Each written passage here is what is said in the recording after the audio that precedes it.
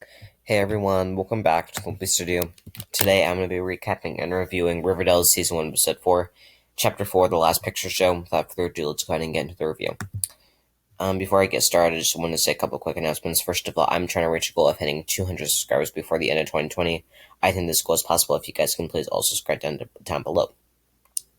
Also, I want to ask you guys to all like and turn your post notifications and comment. Of course, I know that you guys enjoy what I'm doing.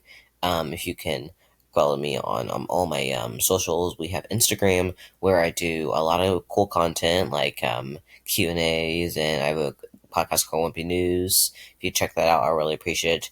You can check me out on Patreon where you can pay as low as $1 a month to get exclusive content.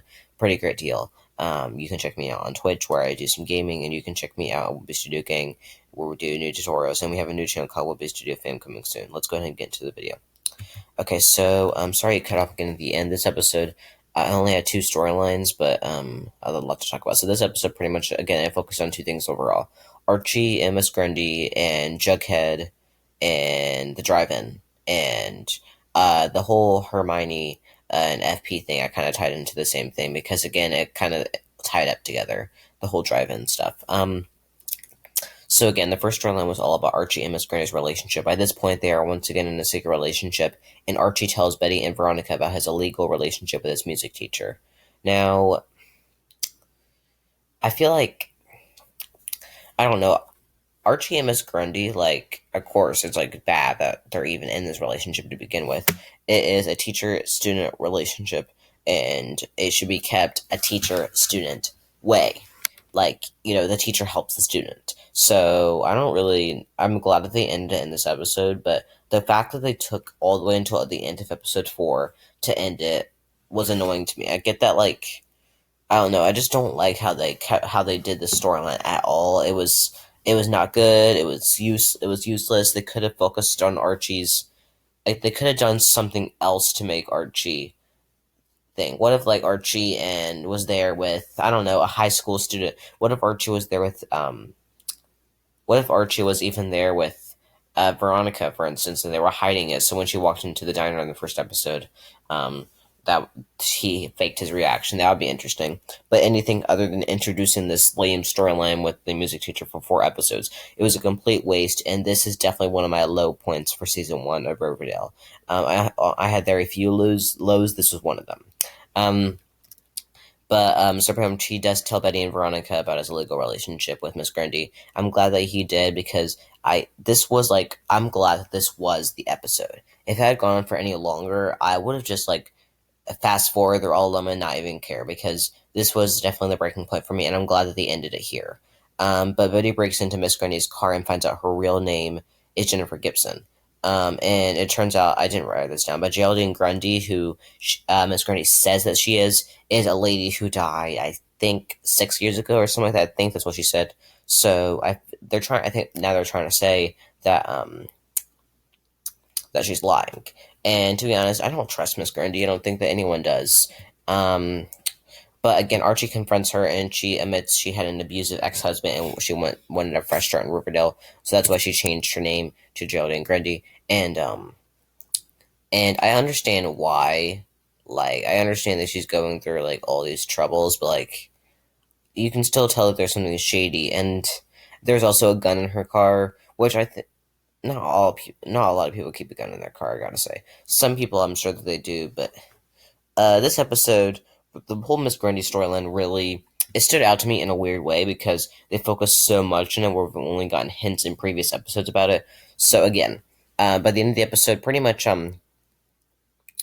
Archie, Alice, which is Betty's mom, finds out that Archie is in a relationship with Miss Grundy, and pretty much orders her to get out of town, which she does. I'm glad that she did. But pretty much Archie and Miss Grundy break up, Archie and Betty become pals again, and Archie and Fred seem to be on good terms. And I think that Archie and Fred's father-son relationship is one of the key things of season 1. Definitely there when it comes to Andrew's construction. And we saw this relationship rebuild in season 3, not as much in season 2, because of the whole Black Hood thing kind of distanced themselves a little bit. Um, and the mayoral election caused some tension too, and Hiram's control over them. So besides that, And then Fred died, Luke Perry died, so they did a memoriam episode, but then Frank Andrews came back to Riverdale, and pretty much Archie connected with him. So it's nice to see just kind of like flashback to Archie and Fred's nice moments. I really miss them. I wish we get to see more of them. They tried to do it with Frank, but it really didn't work because there's something about Frank that was too shady for him to actually be a parenting figure for Archie if they ever consider adoption for this show, which I doubt they will ever do in later seasons. I definitely feel like Molly Ringwald is very popular, so I think that they're going to keep her around, and she has wants nothing to do with Frank. So, kind of getting off topic here. But pretty much that is kind of the Archie and Miss Grundy storyline. I'm glad that they broke up. I'm glad that they got the storyline out of the way because I can only take so much of this weird Miss Grundy plot. I'm sick of it. And without further ado, I guess we can go ahead and get on to the second storyline of the episode. Pretty much, this is all about Jughead. Jughead storyline. And again, I love Jughead. Ever since he had a stronger role last episode with Betty and the Blue and Gold, I've grown to love him. And even like his just like sarcasticness is awesome.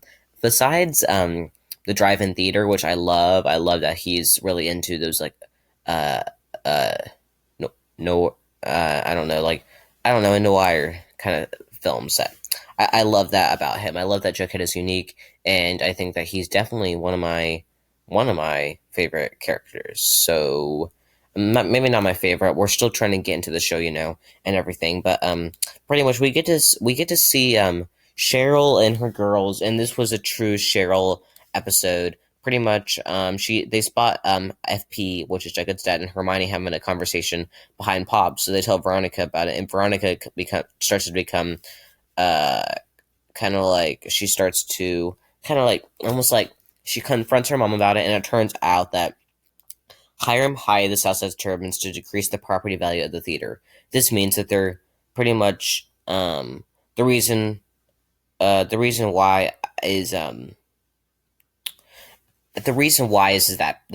the theater has become not so pleasant, and the Southside Serpents pretty much they're making a mess there. So Hiram hired them to decrease the property value of the theater so he can get it from a discount. So yeah, he did that because the nicer the theater is, the more expensive it's going to be.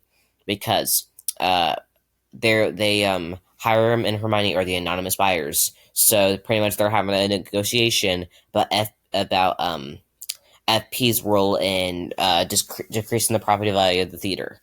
So that is kind of what that storyline is all about. So did I think that the storyline was a little bit weird? Yeah, but I'm also glad that it cleared up some stuff about the drive-in.